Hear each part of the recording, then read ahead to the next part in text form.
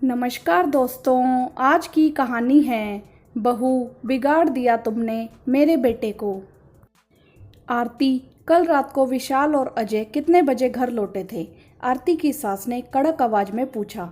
वह माँ जी, थोड़ी देर हो गई थी, आते आते 2 बज गए थे। आरती ने धीमी आवाज में जवाब दिया। अरे तुम्हें कितनी बार बोल चुकी हूँ कि विशाल को टाइम पर घर लौटने के लिए बोला करो। तुम हो कि सुनती ही नहीं। सब तुम्हारी गलती है। बिगाड़ कर रखा है मेरे बेटे को। जल्दी लौटने के लिए बोला कर अपने पति को। आरुषि, तुम भी तो अजय को समझा सकती थी ना, लेकिन अब तुम भी अपनी जेठानी के साथ मिलकर घर के माहौल को खराब करने में लग जाओ। सास अपनी बहू को डांट कर अंदर चली गई। आरती भाभी, यह सब क्या है? माँ जी हम पर गुस्सा क्यों कर रही हैं? आरुषि अभी 4 महीने पहले ही घर में छोटी बहू बनकर आई थी। उसने अपनी जेठानी से अपनी सास के गुस्से का कारण पूछा। अरे छोड़ ना आरुषि, माँ जी की तो आदत है।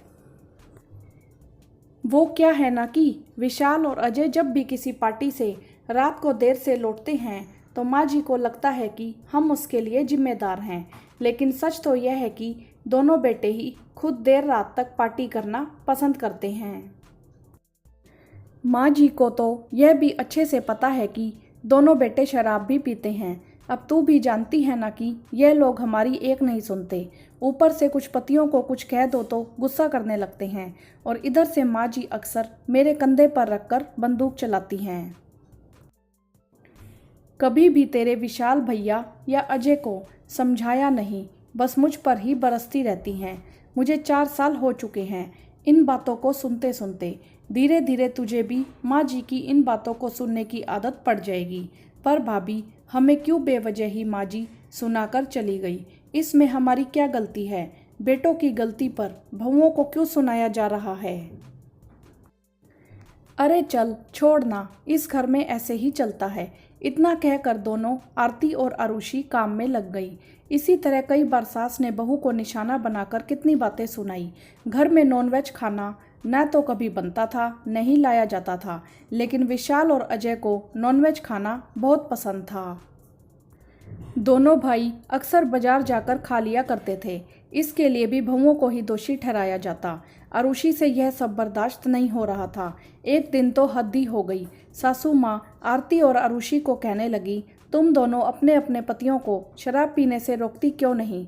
उनको मांसाहारी खाना खाने के लिए मना क्यों नहीं करती?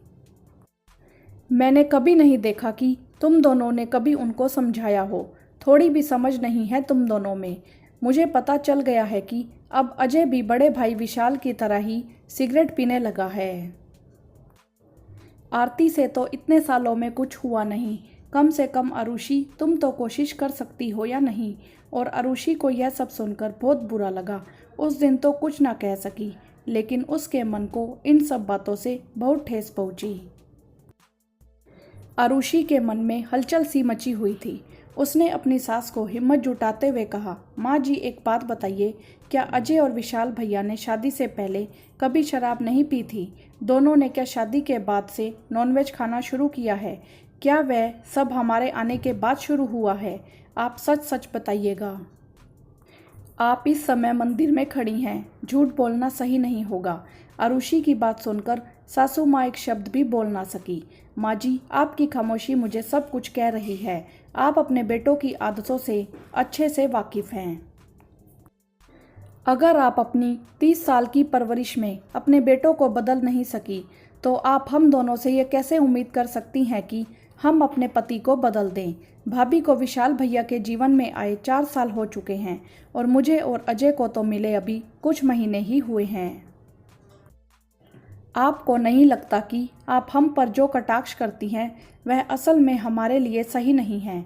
अगर हम लोगों से कोई गलती हो तो आप हमें 100 बार भी गुस्सा कर सकती हैं, लेकिन भगवान के लिए हमें इस बात का दोष ना दें। हमने आपके बेटों को बिगाड़ा है। एक पत्नी कभी नहीं चाहेगी कि उसका पति सिगरेट शराब पिए। हम भी आपकी तरह घर में सुख शांति चाहते हैं। अपने बेटों की गलतियों की सजा हमको ना देकर अपने बेटों को समझा देंगे तो सही होगा। सासू माँ का अहम दांव पर था। बहू से तीखी और कड़वी, लेकिन सच्ची बात सुनकर माँ जी ने कोई उत्तर नहीं दिया और प्रभु पूजा में विलीन हो गई।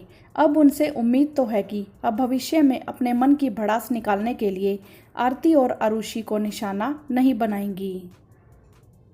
वीडियो को लाइक करें, शेयर करें और चैनल को सब्सक्राइब भी करें। धन्यवाद।